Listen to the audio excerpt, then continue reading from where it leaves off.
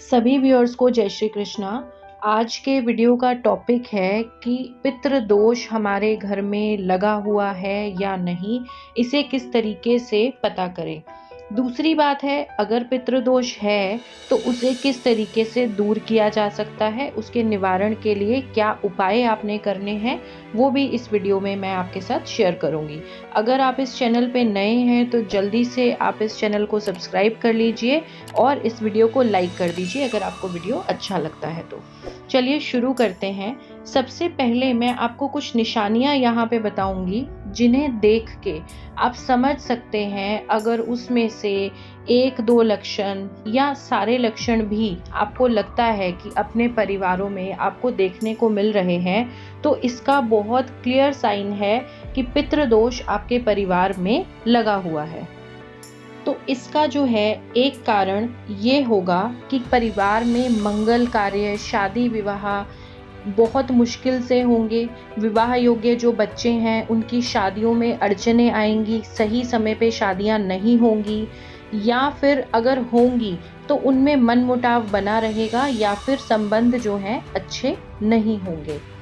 दूसरा कारण आपको ये देखने को मिल सकता है कि बहुत कठोर मेहनत करने के बाद भी धन का ना बन पाना, या अगर इनकम है भी तो खर्चे उतने ज़्यादा हो जाना कि वो पैसों की बचत नहीं होगी, या फिर वो पैसे आपको खर्चे के लिए भी पूरे नहीं हो पाएंगे। तो इस तरीके की प्रॉब्लम भी नज़र आएगी। तीसरा कारण है कि छोटी छोटी बात पे घर के लोगों में आपसी कला कलेश बहुत ज़्यादा होगा। एक दूसरे की बात परिवार के लोगों को बिल्कुल अच्छी नहीं लगेगी, जिस वजह से झगड़े होंगे।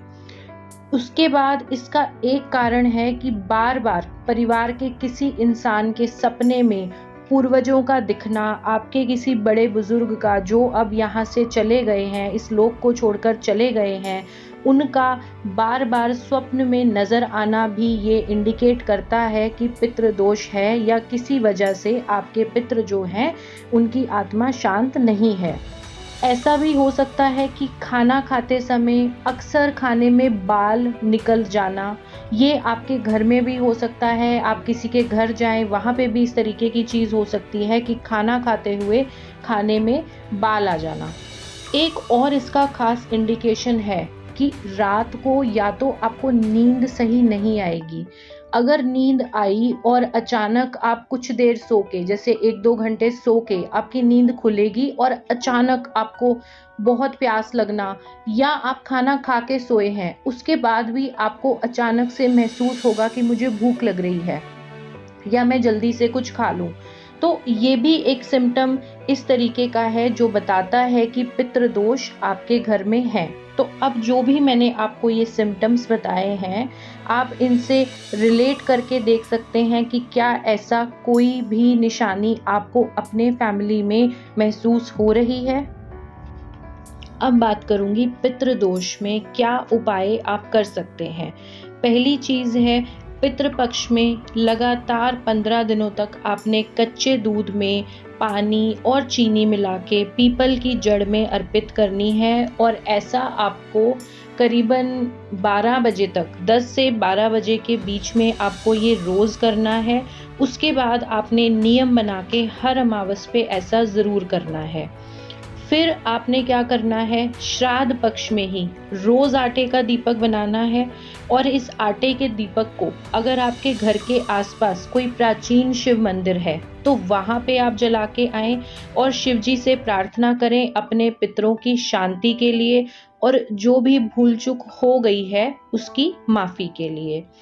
तीसरा आप क्या उपाय कर सकते हैं कि आपने हर महीने की अमावस पे अपने घर से थोड़ा बहुत अमाउंट जो भी आप अफोर्ड कर सकते हैं वो लिया, अपने पूरे फैमिली मेंबर्स के उसको हाथ लगवाए, और उन पैसों से या तो राशन, अनाज जैसे कि आटा, चावल, दाल, सरसों का तेल, इस तरीके से, या फिर आप दवाई लेके, जैसे अनाथ आश्रम में दवाइयाँ या वृद्ध आश्रम में दवाइयाँ, जो भी आपको इसमें से सूट करे, या तो आपने दवाइयाँ डोनेट करनी है या फिर आपने सूखा अनाज हर अमावस पे डोनेट करना है, और उसमें आपके परिवार के सब लोगों के हाथ लगे हों, पहली बात।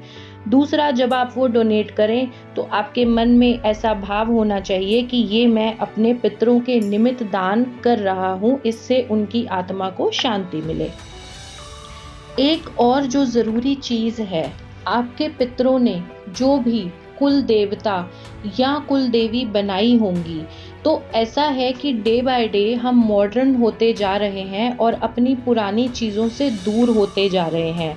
तो आपने ऐसा करना है कि जो भी आपके परिवार के कुल देव या कुल देवी थी, आपको नियमित तौर पे उनकी हाज़िरी ज़रूर लगानी है, अगर आपको वो पता है तो। अगर आपके परिवार में किसी को भी नहीं आइडिया कि कोई कुलदेव या कुलदेवी जो परिवार ने माने हुए थे वो कहाँ हैं या कौन है, तो फिर आप किसी बड़े की राय से, किसी गुरु पंडित की राय से किसी को अपना कुलदेव या कुलदेवी माने और उनके दर्शनों के लिए नियमित तौर पे जाएं। कोई भी आपके परिवार में शुभ कार्य होता है, किसी बच्चे का जन्म होता है, विवाह शादी इत्यादि होता है, तो आप उसी देवी या देव के दर्शन करने के लिए ज़रूर जाएं। ये बहुत ही ज़रूरी उपाय है। अब एक आखिरी चीज़ मैं आपको बता रही हूँ यहाँ पे, क्योंकि बहुत बार हमारे मन में सवाल होता है कि हमारे जो पूर्वज थे, हमने उनके निमित्त कभी कुछ गलत नहीं किया या हमने तो उनकी बहुत सेवा की है, फिर हमें ये पितृदोष कैसे हो सकता है। तो यहाँ मैं आपको बताना चाहूँगी कि ऐसा बिल्कुल ज़रूरी नहीं है कि ये पितृदोष केवल आपके ही कर्मों के कारण आया है। ऐसा भी हो सकता है कि आपसे पहले जो लोग थे उन्हों में से किसी से कोई इस तरीके की त्रुटि हुई हो या अकारण परिवार में किसी की मृत्यु हो जाती है, तो उससे भी पितृदोष आ जाता है। और कई बार ऐसा भी होता है कि परिवार के जो नियम कायदे या पूजा पाठ के जो नियम थे, आपने अचानक जब आपके करने की बारी आई तो आपने उन नियम कायदों को, उन रीति रिवाजों को मानना बंद कर दिया। आपने अपने पूर्वजों के द्वारा किए हुए जो भी रिचुअल्स थे उन्हें आपने अचानक बंद कर दिया। तो ये भी एक बहुत बड़ा कारण है आपके पितरों के रुष्ट होने का। तो ऐसा आपने बिल्कुल नहीं करना है। जो भी आपके पितृ जो थे, रीति रिवाज, पूजा पाठ, नियम कायदे जो वो निभाया करते थे, आपको उनको पूरे श्रद्धा से आज भी निभाना है और अपने बच्चों को भी ऐसे संस्कार देने हैं कि वो पुराने चले हुए नियम कायदों को बंद बिल्कुल ना करें। तो ये खास चीज़ें थी जो कि मैंने आपको बताई कि पितृदोष के क्या कारण हो सकते हैं और उन्हें दूर किस तरीके से किया जा सकता है। आप इनमें से कोई भी उपाय करिए और आप देखेंगे कि जल्दी ही चीज़ें बदलने लगी हैं और आपके परिवार में जो इस तरीके की समस्याएं हैं वो दूर होने लगी हैं। सभी को नमस्कार।